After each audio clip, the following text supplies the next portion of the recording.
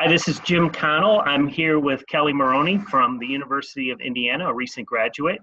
And the purpose of this interview is to speak with some recent grads who are launching their careers, doing some networking and things like that. So welcome, Kelly. Good to see you. Hi, Jim. Thanks for having me. Sure. So let's get into it. Tell me about your college experience at University of Indiana. Yeah, sure. So I just graduated this past May from Indiana University, where I studied advertising with a specialization in media psychology. And at IU, I was involved in Greek life, intramural sports. I studied abroad in Copenhagen for a semester and was involved in a variety of extracurriculars like the strategy committee leader and vice president of the IU Advertising Club. So yeah, IU did, an excellent job at preparing me for the real world. Definitely helped me develop skills that, are guiding me now as I actively search for a full-time role in the advertising and communications industry. So that's great. Tell me a little bit about, give me an example, one or two things of what you took away from your internship experience.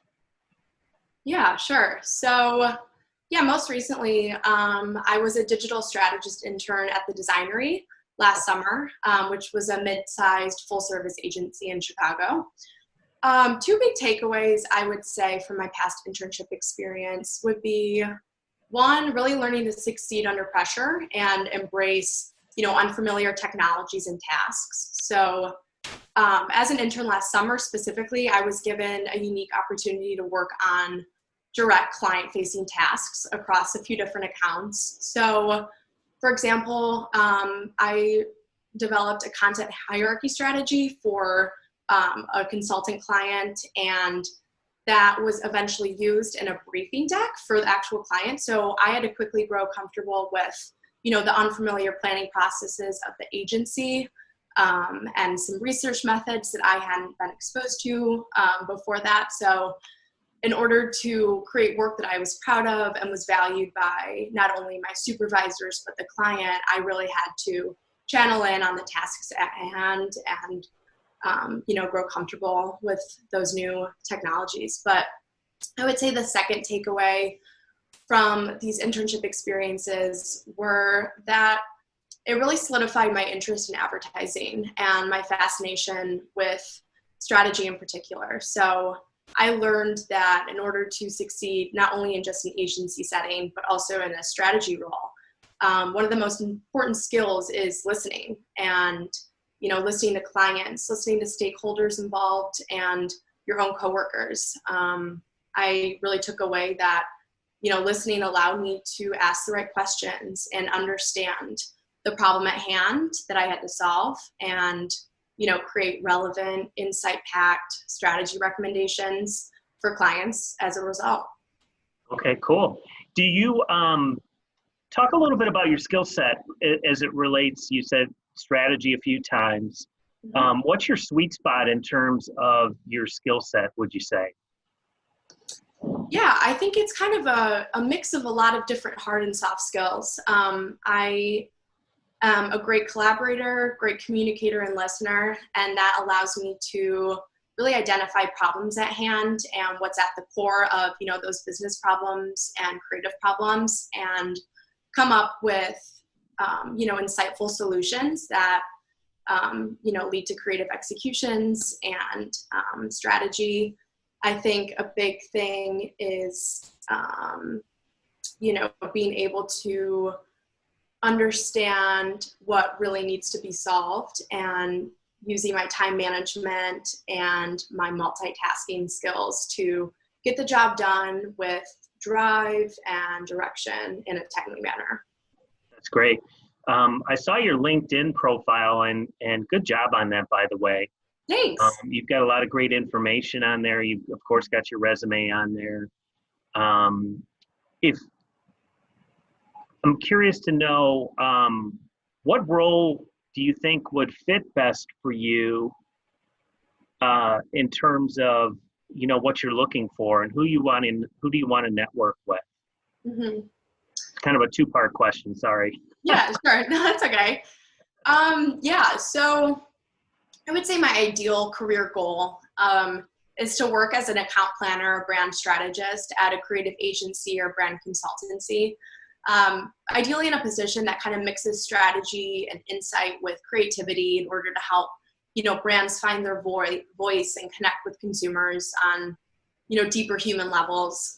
But I acknowledge it's a competitive market right now, and, I'm just trying to stay flexible and keep those goals in mind. But so that said, I'm looking for a role that will lead me in the direction of my main goals, positions at ad agencies or marketing consultancies, on the account side, associate coordinator roles, that kind of stuff. Roles that will give me the opportunity to work on brands and be exposed to, the advertising industry and the Sure. media side of things. So yeah, I would say target companies would be, creative agencies like BBDO, Ogilvy, 360i are very appealing to me, but I'm also open, just to network with people in the media and marketing sphere. I'm really drawn to, kind of more media consultancies and marketing places like Lander, Performix, Geometry Global, OMD, that kind of stuff. So, again, I'm so flexible, and I'm just so eager to, talk to anyone, really network with anyone that, like you, that has experience and has some advice and that kind of stuff. That's great. That's great. What do you do for fun? Yeah. Well, I spend a lot of my free time hand lettering, actually. I am about to launch my own kind of like lettering collective called The Letterhead. So that keeps me busy. I really enjoy that. I spend a lot of time exercising. I run for fun. So I'm currently training for a half marathon. Love music. If COVID wasn't a thing, I'd be attending concerts right now and keeping up, staying in touch with my favorite bands. But yeah, I keep up with current events, current trends, and try to learn something new every day. That's great. That's great. What I saw you have a website, and that's great too. And I think don't you have a Spotify playlist on there? Yes, I have a link to my Spotify account. Yeah, so okay. I love making playlists, and I put way too much time into making them, but it's something I'm kind of proud of, so I wanted to show it off on my. That's great. What are some of your favorite bands? Oh, it changes every day, but I'm really into kind of, it depends on the mood, but into indie bands like Castle Beat and Floor and some of the more slower alternative, but I also love the electronic kind of tech synth, like Lane 8 and Flume and trying to think. I got to check out your playlist. Yeah, and they're all kind of like, they're very mood oriented, depending on my mood and stuff. So you'll see there's something for everyone. Yes, depending on what you're doing, you probably have a running playlist. And now I'm curious, forgive me, Kelly, but the hand lettering thing, what is that? What does that mean? Yeah, well, is it like calligraphy or? Yeah, it's really just like typography. And so I do a lot of like logo design and kind of like just creating posters and that kind of stuff. And what I'll do is either keep it hand lettered and pass that on to whoever is interested in my services, or I'll vectorize it in Illustrator, and that way I can, put it on like my website, for example, or make it into stickers or cards or that kind of stuff. So. Got it. That's really cool. That's really cool. It's kind of fun. So you mentioned Illustrator, and we were talking about skills before. What are some of the skill sets that you have that are sort of hard? Like, are you a whiz on Excel? Are you, what are some of the things you feel like you've got, a real command of in terms of your hard skill set? Well, I definitely would say I have the Adobe Suite pretty mastered. Use that quite a lot in just my day-to-day recreational life. But also, Excel I'm very familiar and comfortable with. a few planning platforms like ComsPoint, Infogee Analytics for social listening I've used in the past. And I'm trying to think what else. Actually during COVID, I took an SEO fundamentals class. So I have a good kind of grip on the fundamentals of SEO strategy and what kind of goes down behind the scenes on the back end of, web development and digital marketing, that kind of stuff. But Great. Yeah, I think something that I've noticed too, I pick up on new technologies and that kind of stuff very quickly, just because I've had to do that in past roles and internships in order to, stay up to speed. So that's something that I kind of pride myself on, is being able to pick up those kind of hard skills and technologies quickly too. Yeah, in the digital world, it's always seems like it's baptism by fire. Yeah. So aren't you taking a class or something right now? We were talking on the phone, and can you tell me a little bit about that? It's a night course or something, or? Yeah, so I'm taking kind of like a portfolio primer program for strategy with the Denver Ad School. So It's twice a week for 4 weeks. This is actually our last week doing it, but it's kind of like a mentorship program. So our instructor is a seasoned, experienced strategist. So she's just been walking us through, planning frameworks and kind of what goes on, behind the scenes in an agency setting as far as planning. And we're working on a final project for like a mock client for H&M Home.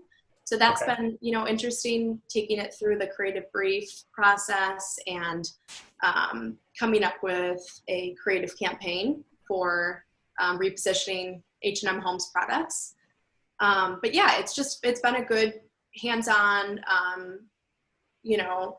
kind of portfolio program that's given me a taste of what strategy in an agency setting is like. Yeah. Great. 2 more questions. How did you find out about that program? Yeah, so I found out about Denver Ad School back when I was at IU.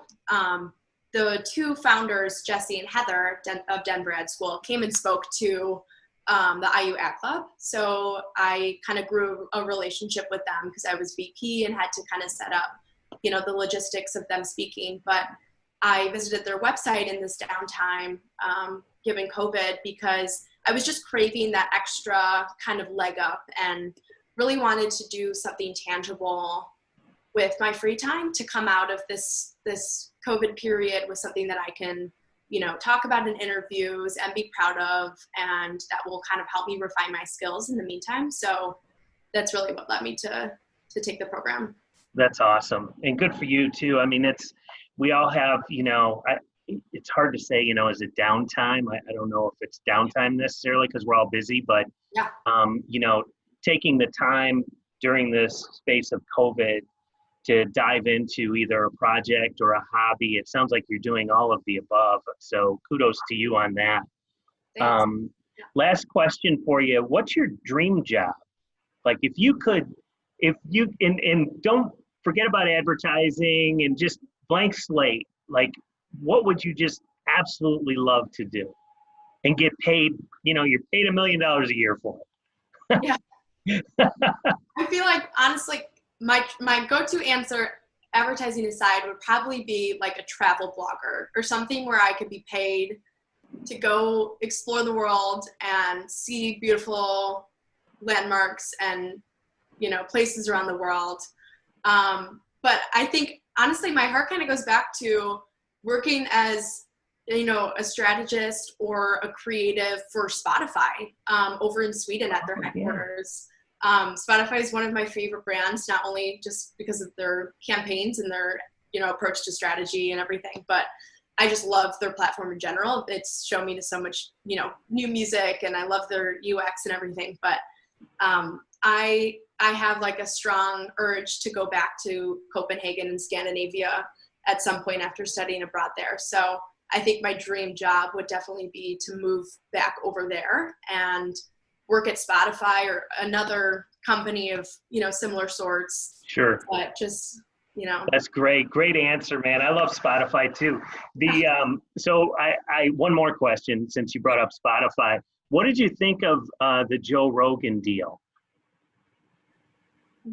Remind me what happened with that again? The podcast, the Joe Rogan podcast, which is one of the, I don't know if you're much into podcasts, so I apologize. This is we're just riffing here, but yeah. Joe Rogan is one of the biggest podcasts out there. Mm-hmm. And he just signed, I think it was $100 million deal with Spotify. And it was big news in terms of podcasts. I'm kind of a podcast geek. Yeah. And I was just curious if you had, A, if you've heard about it, and B, if you had any thoughts as it relates to the podcast world. And again, my apologies. I don't know if you listen to podcasts much, but. No, that's okay. Yeah, I do. Yes, I actually do enjoy listening to podcasts. I did see that on Adweek, and I also saw that part of it too was Kim Kardashian signed a big deal. Oh, really? With them. I think it was like $100 million contract or something crazy. But yeah, I'm not too familiar on the details of the Joe Rogan deal, but I did see it. I think just going off what I know about that like higher level deal at hand, I think it's really good for Spotify, and I think that it shows that the business models are changing, and there's advertisers are straying away from the traditional social media marketing deal as we've seen in the past few weeks, boycotting Facebook and whatnot, people pulling their contracts. So I think that it's a good way to kind of shift things and see how podcasts are gonna become more and more relevant in the advertising scope too. So. Yeah, that's excellent. Well, I can't thank you enough for taking the time, Kelly. I wish you all the best, and I'm happy we've already done some networking.